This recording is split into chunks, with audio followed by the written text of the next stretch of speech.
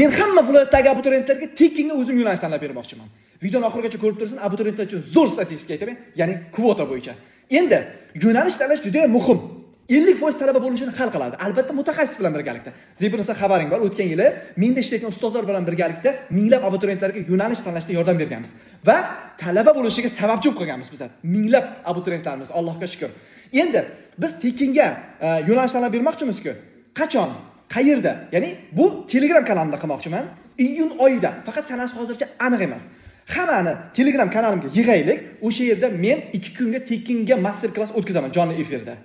Endi meni Telegram kanalimda qayerdan olaman deyish mumkin-da. Undan oldin keling, menga obuna bo'lib kuzating, like bosib qo'ying, iltimos, repost qo'ysin.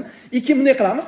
Kommentariyamga yordam so'zini yozganlarga alohida ham kerak bo'lsa master klassdan oldin ham yordam beraman. Savollari kerak bo'lsa javob ham beraman, mayli.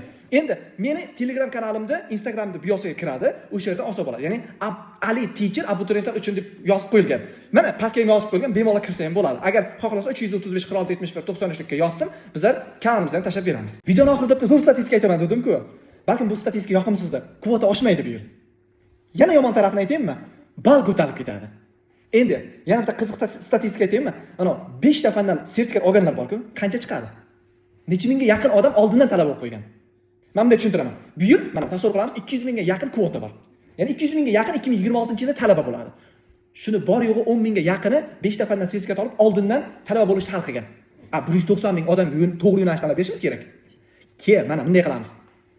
Hattoki 4 ta fandan sertifikati bor ham to'g'ri yo'nalish tanlamasa o'qishdan yiqilib qoladi.